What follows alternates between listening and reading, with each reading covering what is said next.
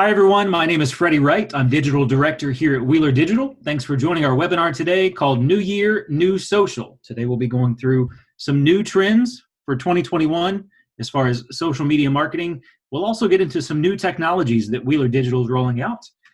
Myself, Freddie, here on the left, Cameron May, my colleague on the right, will also be presenting. Feel free to jot down our email addresses there and reach out to us with any questions after the presentation. But for now, let's go ahead and get started. We thought we would walk you through some statistics on social as of the end of 2020 and what we're looking at rolling into 2021. So let's go ahead and get started. First things first, why are we all here? Well, of course, more than half of small to medium businesses are using Facebook and Instagram for their advertising and marketing. And overall, they believe it's something that they have to do, especially right now during the pandemic, even more so than they did a year ago. Right now, social is crucial with staying in front of your next potential customer. As far as what social media is working the best, you can see here on the screen, a study by Burrell and Associates shows that Facebook is king overwhelmingly. Facebook is used the most. 88% of respondents say they used Facebook, followed in second by 52% with Instagram, just below that, LinkedIn and Twitter. Some more from businesses and what their attitude is towards social media. 60% of respondents say social media is a necessary evil. They have to do it to keep up with the times. And others, 47%, say social media is the best place to reach the customers, especially right now. So it is necessary as a business owner and a marketer. Let's take a look at some fun stuff. And these stats just blew Cameron and I out of the water. We couldn't believe some of these statistics here that we're about to share. Something that none of us like doing, housework. Nobody likes cleaning the house. In our lifetime, we will spend a year and 8 months doing housework.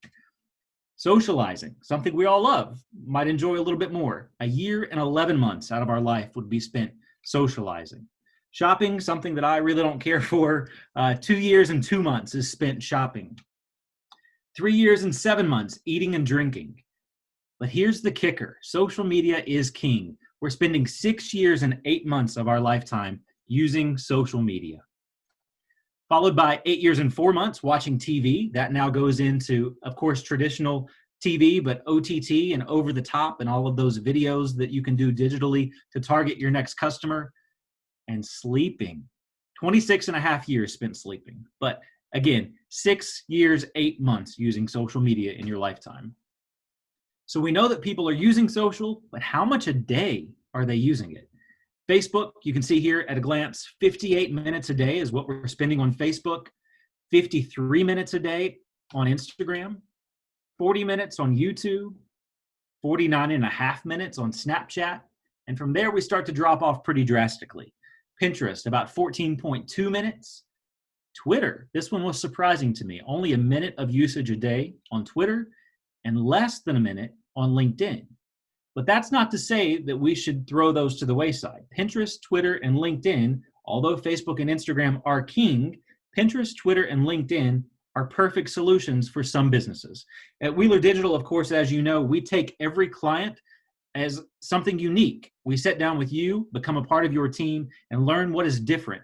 Every campaign that we put together is custom and unique to you. We want to get to know your business and everything about it so that our recommendations that we make are very unique to you. That being said, we know a lot of you on the call here today are B2B focused. You want to reach those people on a platform like LinkedIn.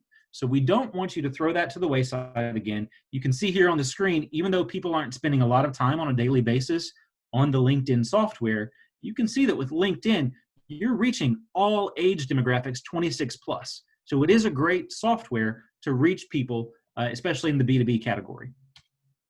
Taking a look at B2B versus B2C, you can see here on this screen, the light blue bar represents B2B, business to business, and dark blue, B2C, or business to consumer. And as of January of last year, when these statistics were released, Facebook, great platform to reach both B2B and B2C. Followed then, of course, by LinkedIn, the perfect place for B2B, and Instagram is a good mix as well. So I wanted to share all of that information because although Pinterest, Twitter, and LinkedIn don't get as much daily uses, they are good platforms to be, especially when it comes to B2B. TikTok, it kind of took the world by storm and then kind of started to fade away once there was some issues with the government. TikTok's US audience distribution by age is shown here on the screen. And as you would expect, given the video format of the app, usage in the younger demographics is much higher than on the end of the spectrum. So you can see there, if you're looking to reach a younger audience, TikTok is the place to be. Some more statistics on TikTok, though. We just saw in that previous slide, more than half of TikTok's user base is adults 18 to 34.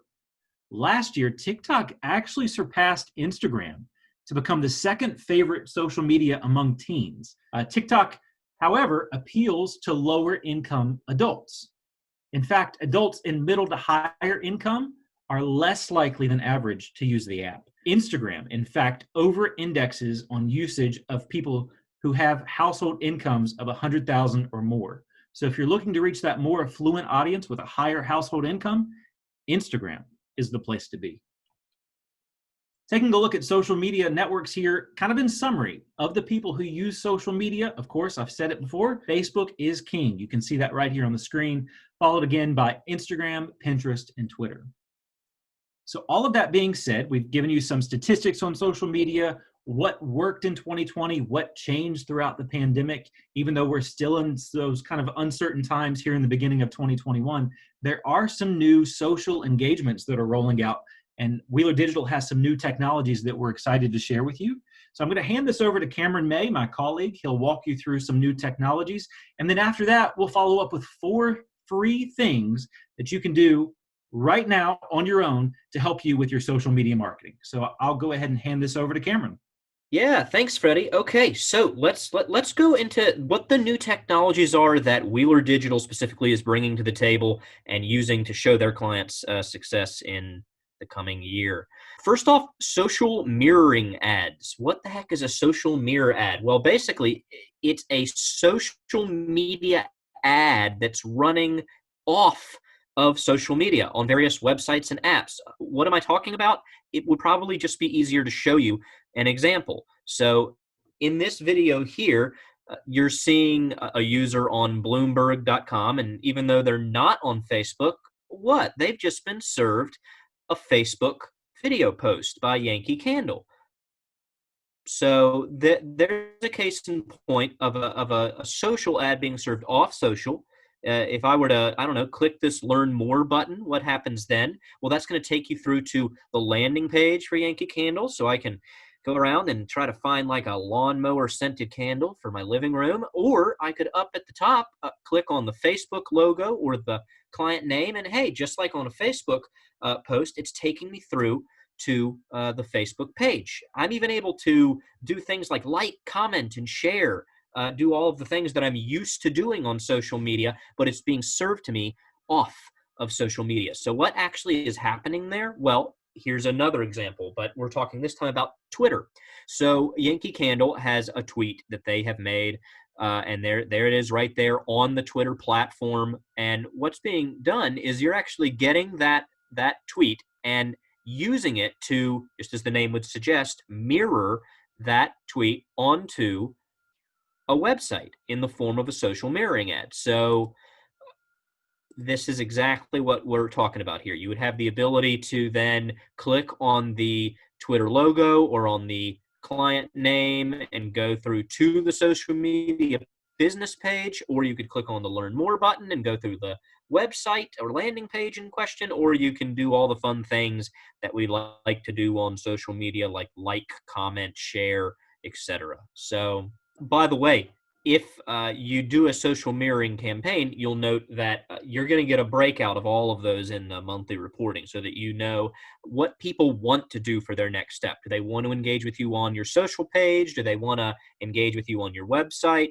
It'll all be listed out there. So again, just to clarify, it's not like we're running an ad on Instagram. We're using that Instagram content to mirror and create an ad that's being served, in this case, on USA Today. So, and when we talk about websites and apps that these are being served on, we have access to millions of different websites and apps, and those ads would be delivered to people based on the different demographics and behaviors and things that we're targeting, and would serve to those people on whatever websites or apps they are choosing to go to. Here's just another example again of somebody scrolling through Business Insider, and then a carousel is a unique ad type to Facebook and Instagram, but there's one being served to them right there via a social mirroring ad. So that's pretty cool. It supports video, it supports display, really anything that you're used to seeing on social media platforms. When I say social media platforms, which ones? Well, pretty much everything that we've been talking about today. You're going to have access and the ability to run social mirroring ads across 8 different platforms that are all of those top key ones: Facebook, Instagram.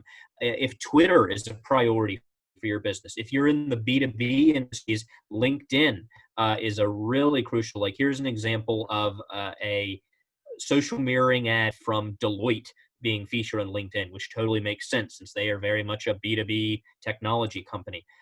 You'll also be able to get onto things like Pinterest or Snapchat, or if you have a lot of video content or you have successful engagement on your YouTube page, then you can use YouTube actually to create social mirroring ads. And you know what? If you've got some dance moves you're trying to whip out, or you're trying to hit that younger audience, then we can actually run TikTok social mirroring ads as well. So really, really cool. As we beta tested this technology, part of why we're so excited about it is because the engagement is off the charts. If the national average click-through rate for a digital campaign, according to the Interactive Advertising Bureau, is 0.07, the average click-through rate for a social mirroring campaign at Wheeler Digital is 7 times that. So it's phenomenal engagement. Probably the biggest advantage, the thing that I like most about these social mirroring ads, is the way that they allow you to target. There is, as I'm sure you know, tons of different targeting capabilities available to you on social platforms, but there's also a lot of limitations. So within the past couple of months, Facebook has started limiting and removing different categories that have always been available previously, like, say, targeting someone by their household income or even the value of their home. I have a lot of realtors that sorely miss that feature, or different things like that. Not only are you going to be able to get all of that targeting back that you no longer have, but in a lot of cases, pretty much every case, you're going to have access to targeting layers through this social mirroring technology that you have never been able to do on the social platforms proper. So let's talk very briefly about what those are. First off, behavioral targeting. That's exactly what it sounds like. So before someone gets served that social mirroring ad, they are doing things online that tell us what they're in market for. And we are qualifying these people before we serve the ads to them based off of those online behaviors we're capturing. And there are thousands upon thousands of different behaviors that we can target. And so we work with a client like you to come up with all of the behaviors and the demographic qualities that are important and mean that a user is valuable to you. And as people, through their online behaviors, or through third-party data companies, in the case of demographics, as we're able to learn that valuable information about these people that shows that they're qualified leads, then we start to serve the ad to them. And that's only the first way it works. The second is keyword targeting, which is also very similar to what it sounds like. So if someone were to do a search on Google or Bing, or as is the case on the screen here, if someone were to just go to a website and watch a video, read an article, read a blog, consume content online containing keywords that you decide are important keywords, then we would start to deliver the ads, the social mirroring ads on those websites to users that are searching or consuming those keywords. So the example you have here, because this nutrition company was interested in keyword targeting the words nutrition and diet, as someone is reading an article containing those keywords, they are getting served a Instagram social mirroring ad. And as far as how many keywords you can target, we can have a list of up to 500. So you can think big and get really thorough with that list. Next up is artificial intelligence. Now, this is the new kid on the block. This is pretty cool. Artificial intelligence ads, I like to think of the first two, behavioral and keyword, as ways to get after an audience that you know you want. Those behaviors, those keywords, those are just right across the plate, right, to use a baseball term. what we would be doing with artificial intelligence is letting the data tell us who the people are that we need to be in front of, because those are the people that are engaging. So briefly, when an artificial intelligence campaign starts, we start serving your ad across your entire geography that you indicate with no additional targeting. It's very brand level, shotgun level targeting, if you will. Not much qualification there, but very, very quickly then what happens is machine learning takes over, and every minute is analyzing the data of the campaign. And so as people are clicking on your ad and as people are hitting conversion points on your website that we've set up, well, the AI is saying, let's find more people like that. It's constantly funneling down to find more people like the ones that are engaging. So that's really, really neat and a great way to discover an audience. If you are, let's say, a funeral home or an auto dealer, anything like that, where if I were to ask you who's your ideal customer or who's someone who could use your services, and you'd say pretty much anyone, AI is a great way to tackle a wide audience like that, but to make sure that you're not wasting ads. And finally, the fourth way that these ads target is with retargeting. You're all very familiar with this, and I'm sure as you were shopping on Amazon in December, you had this happen to you a lot. Someone comes to the website, they do not hit a conversion point. They don't do what we want them to do. They leave the website. They probably bounce out into a Google search. They are cost comparing. They are visiting your competitors' websites, or they just got distracted. Well, that's not the end of the conversation, thanks to retargeting. So after someone has visited your site but hasn't converted, as they're going to different websites and apps, they will start to be served those social mirroring ads, and it gives them a chance to come back around. It keeps your business top of mind while they're in that process. 98% of first-time visitors to a website do not convert during that first visit. So you want to make sure whatever you're doing in the digital world involves retargeting as an element. So those are the ways that social mirroring works. Now let's talk about if we were to actually look at the new stuff that's going on Facebook and Instagram proper, on those platforms, not off. And so what I'll do briefly before turning it back over to Freddie is I'm going to talk about Facebook Premium, or Facebook's ad agency suite, which is what, of course, we offer our clients. And I want to talk briefly about how that's different from, let's say, you organically posting on Facebook or Instagram, or you boosting a post or doing a regular ad. And in short, the difference is what you're seeing right here on the screen. When you are using Facebook's Premium Suite, you get access to a lot more places than you do normally. You get access to their full ad suite, their full platform of different apps. And why that's important? Well, if you are using the Facebook Premium Suite and engaging people across everything you see here, on average, there is an 8 times higher conversion rate than just doing a regular Facebook newsfeed campaign. So let's break these down really quickly. All right, so Facebook newsfeed is exactly what it sounds like. As people are scrolling through their friends' posts and looking at cat videos, well, your ad could show up right there. When I talk about newsfeed, I always like to clarify the black X here. Those are right rail ads or remnant ads. And increasingly, when you're boosting posts, that's where a lot of those types of ads are being offloaded. We don't buy those for 2 very specific reasons. One is they get very low engagement compared to ads that show up in the newsfeed proper. So, obviously we would want to only have you in a premium space. But on top of that, these right rail ads don't show up on mobile devices. 90% of Facebook engagement is on a mobile device, and that's growing every year.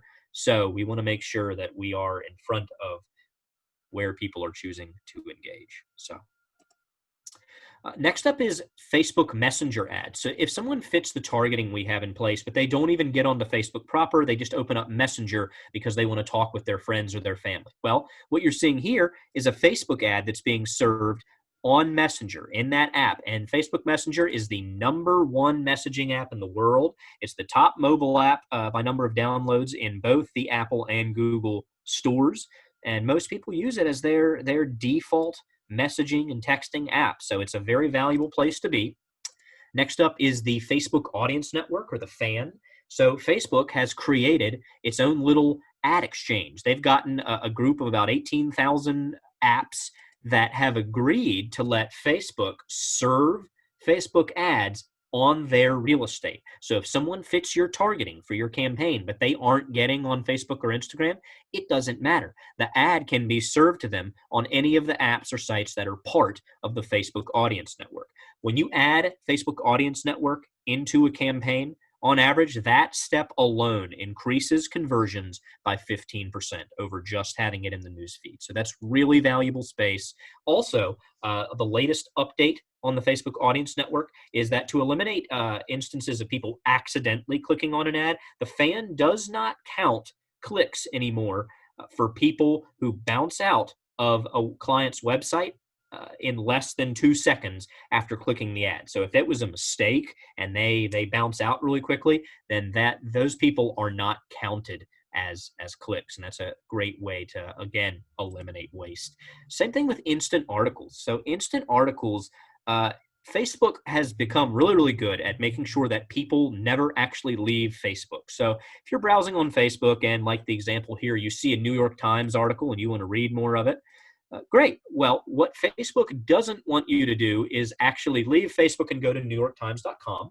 So what's happening there is the entire article, the news article, is being recreated on what is called an instant article page, a page that is still housed within Facebook where you can read that whole article.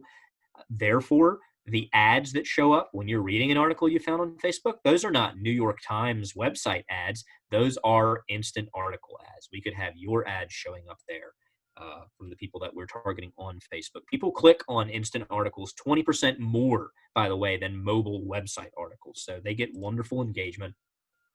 The next place is going to be Facebook Marketplace. So I don't know about you, but especially being a new dad, my wife has spent a tremendous amount of time shopping on Facebook Marketplace for all the different stuff you need for a new baby. And so she's certainly not alone there. 1 in 3 people in the U.S. use Facebook Marketplace to purchase. Those people are already in a buying mood. So as they are product browsing, your ads could show up there in Facebook Marketplace. So that's also really cool. And then finally, stories, Facebook stories. Now, stories started as something unique to Instagram. Since Facebook owns Instagram, it's going to work the exact same way across both platforms.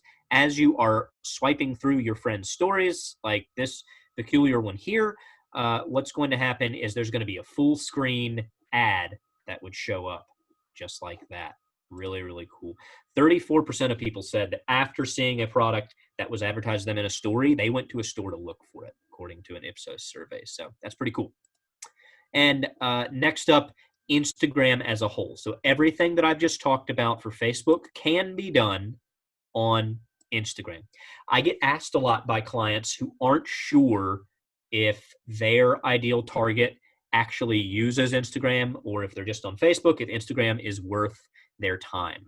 Should they just focus on Facebook? Well, the answer really is there's no reason not to use Instagram. Facebook really wants to see continued growth across both of those platforms, and they also encourage campaigns that run across both platforms, not as opposed to one that's maybe just running on Facebook.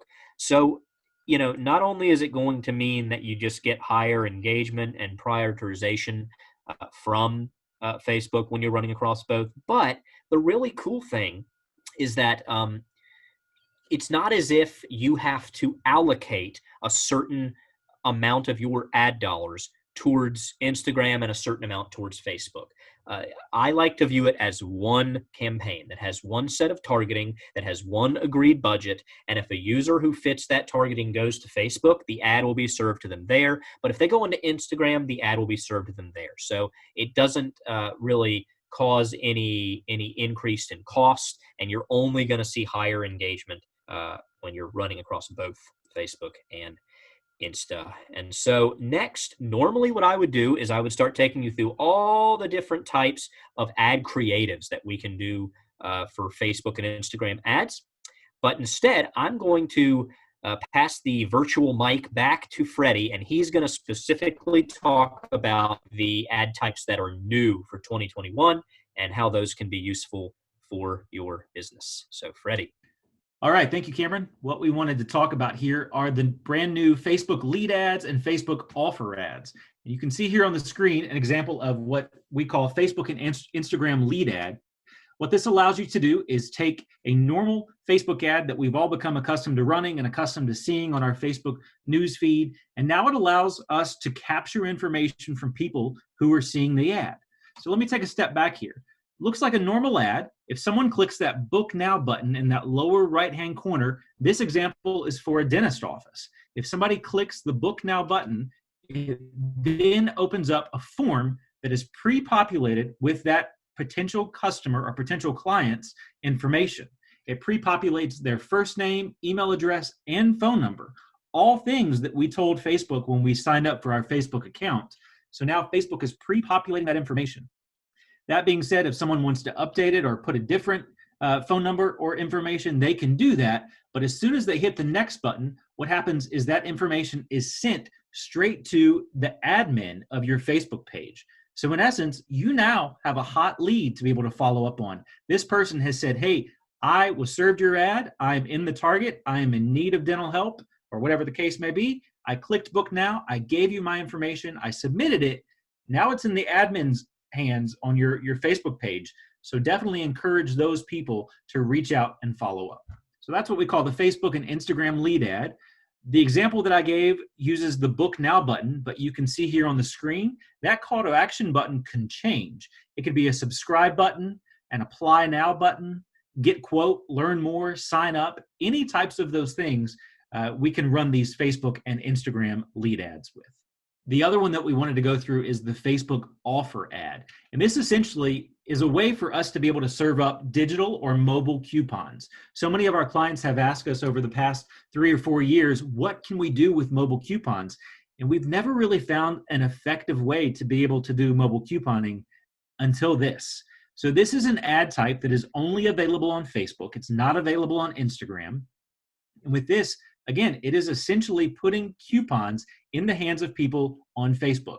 So we demographically, behaviorally, geographically, all of those targeting elements that Cameron just went through, we serve up ads to people based on those things, and we can put a promo code right in their hands. So you can see here, if I were to click the Get Offer button on this ad example, up pops a promo code.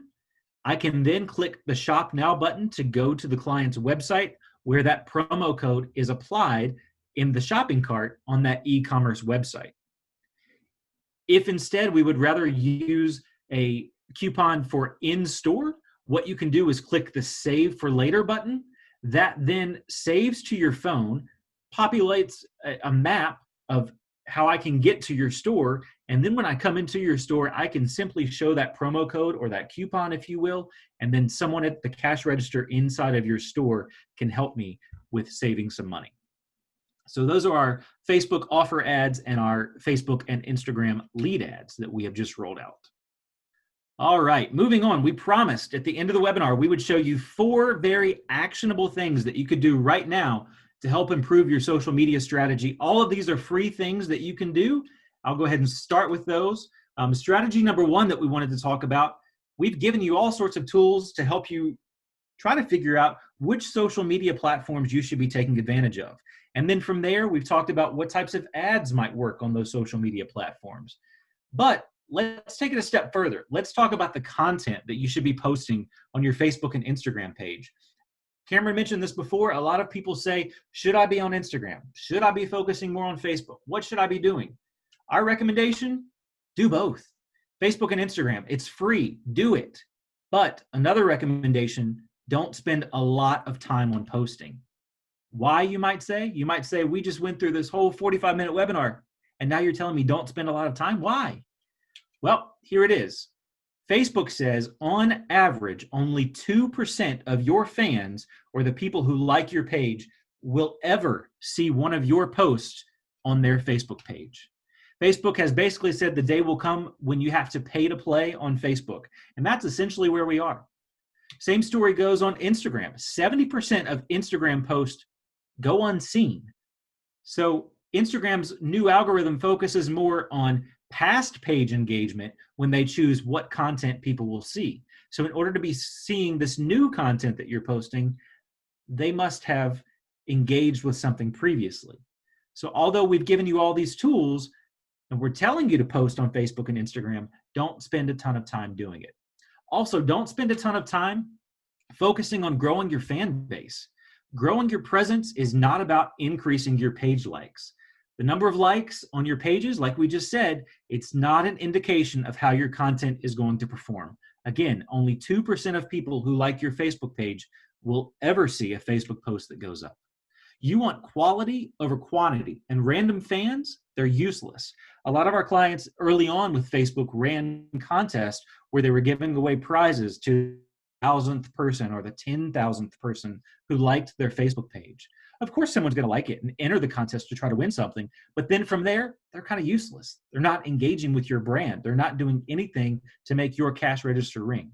Those random fans, again, they're useless. They don't engage. They don't have a positive influence. What matters instead is for you to focus on the content so you're building an audience that causes people to engage. So, what should you post? Remember, Facebook is based on interest and not intent. So not all of your posts should be promotional. In fact, most of them should be very social in content. Not saying, come out, this sale is happening now, this weekend, join us for 60% off, whatever it may be. Make them very social. And some good examples of that would be posts that create awareness and answer the questions. Who are you? What's your mission, your customer service attitude? What do you want to convey on social media? You want to communicate expertise and build authority through your content that's going up. And it's okay to let your personality shine through and engage with your customers. Feel free and be open to going live. Use Facebook Live. A lot of businesses get great engagement if you're comfortable in doing so yourself.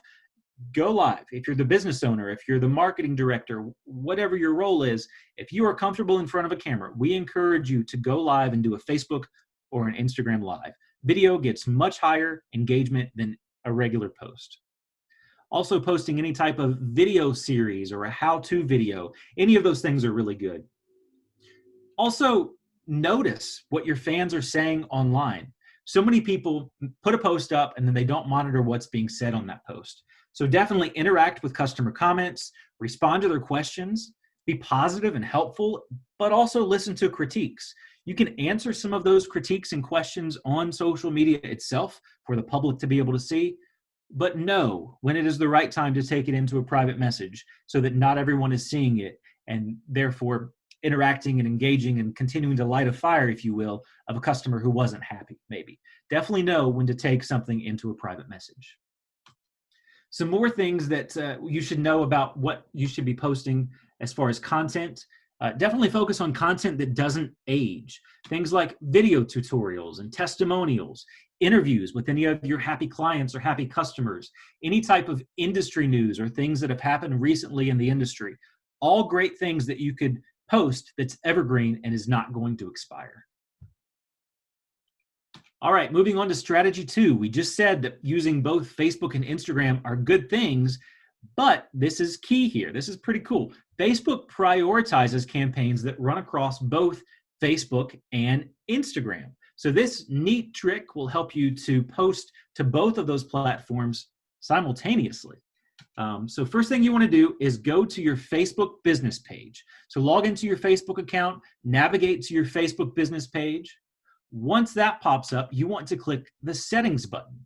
So you can see here on the screen, a screen capture of the Wheeler Digital Facebook page. In that left-hand white bar, all the way at the bottom is the settings button. If you click that settings button, you'll get a screen that pops up where you will want to type in the word Instagram. So right here, I'm on page settings. Again, in that left-hand white bar, if I type the word Instagram and press enter, what comes up is this screen. It's asking me to connect my Facebook account to Instagram. If I click the blue Connect Account button, What it does is prompt me for the username and password of Instagram. And then from there on out, anything that posts to Facebook automatically gets shared on Instagram as well. Of course, you can take this back at any point in time and disconnect those two accounts if you feel the need to, but this is a great way to kind of hammer out both managing Facebook and Instagram with just focusing on one software. Strategy 3, a lot of times you put something up on social media and you might see that it gets a lot of likes or comments or shares, sometimes even from people who you've never seen interacting with your brand before on social media. So a good way to get those people who are new and unfamiliar to your business to engage more with your page is to be sure that they are current fans or have liked you on Facebook. So to do that, first, plug in your page name in the Facebook search bar. So here you can see I typed in Wheeler Digital in the Facebook search bar. I navigated to a post. I scrolled down, I found a post that got 81 engagements, 33 comments, and 2 shares. From there, if I click on the number 81, this is telling me there were 81 people who engaged with this post. If I click on that, it tells me 57 of them liked it, 7 of them gave it the love sign, so on and so forth.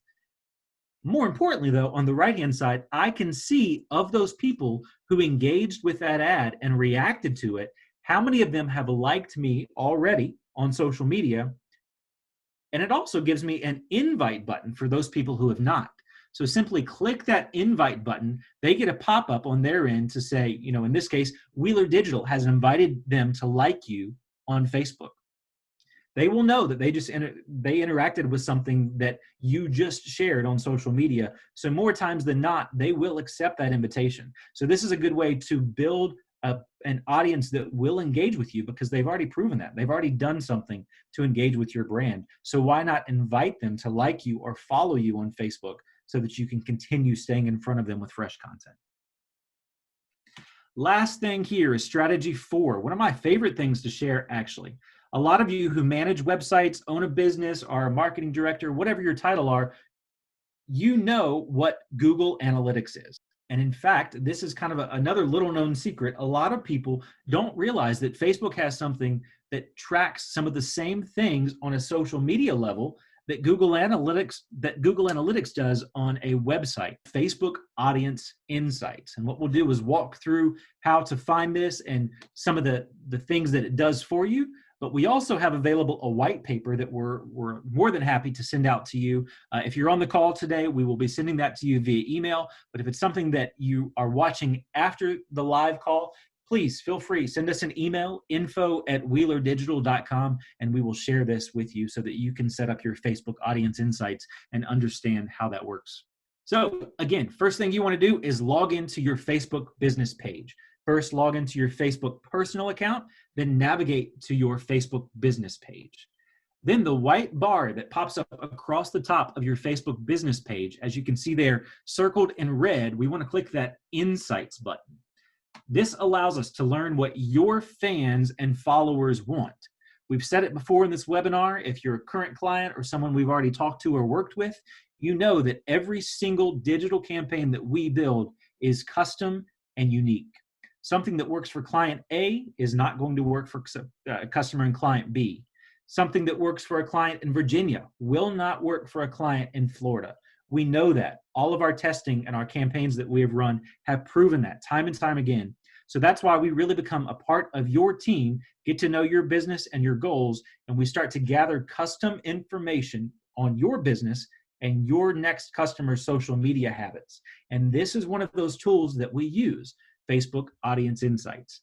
So when you click that Insights button, up pops a screen. At first, it kind of looks overwhelming, but I promise we're going to make this easy to follow and understand. So again, you've clicked Insights at the top. Now let's focus on that left-hand gray panel that pops up. The first thing that we'll talk about is the Overview button.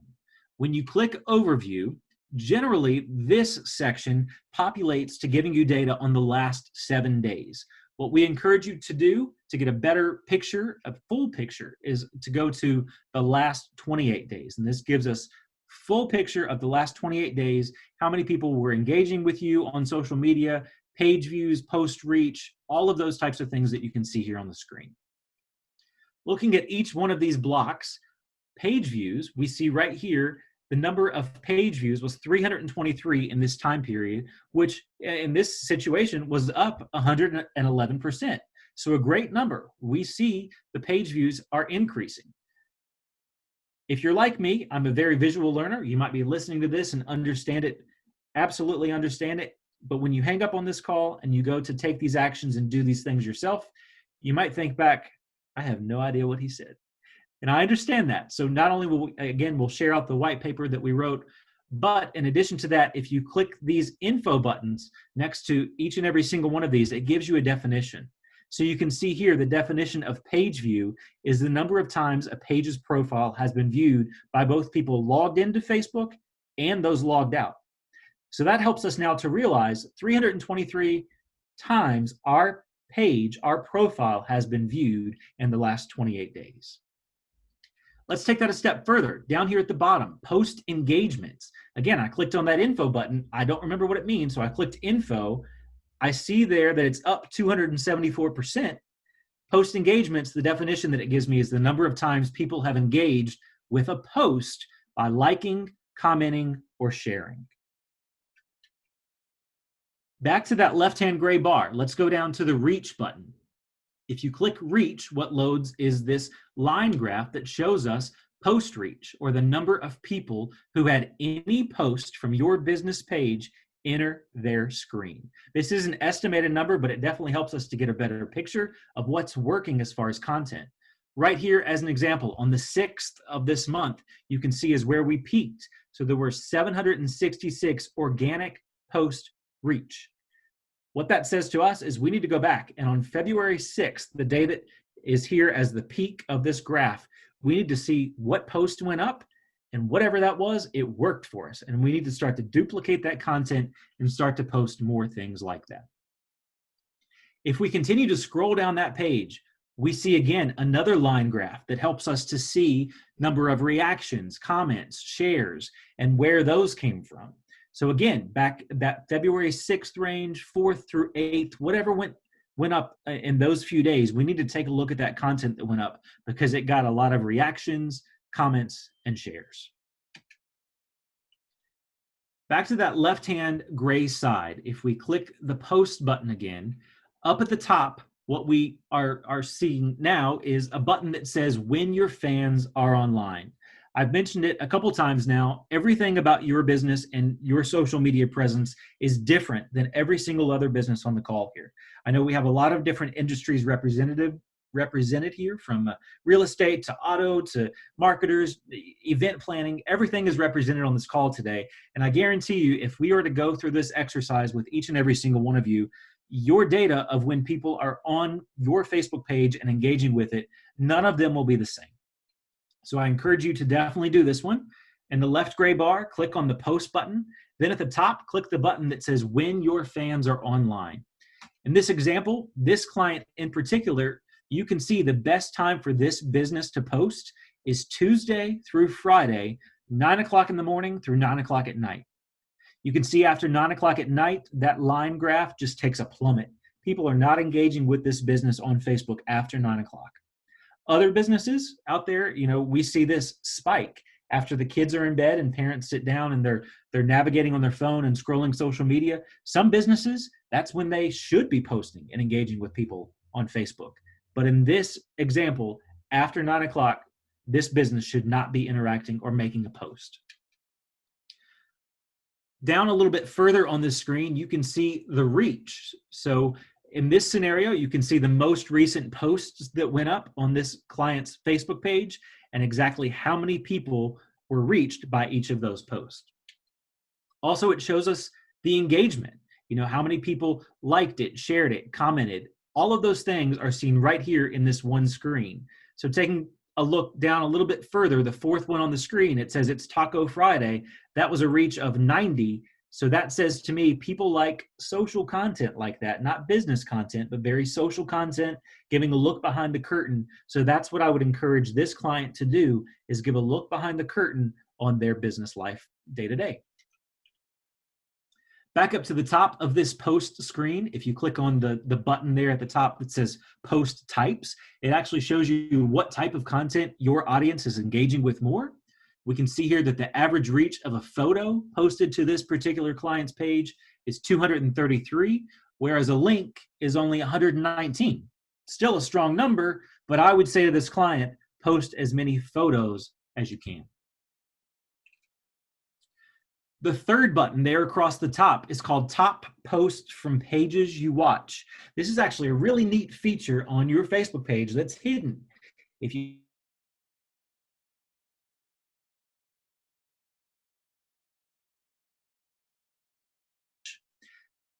Important to note, those competitors will not know that you're doing this, and in fact, others might be doing this to you. I think a lot of people end up as a marketer or a social media manager going and seeking out information about what competitors are posting. But Facebook has given us this tool to be able to log in one swoop and see of those 5 competitors that we are following, what they've posted recently and what's working best as far as engagement.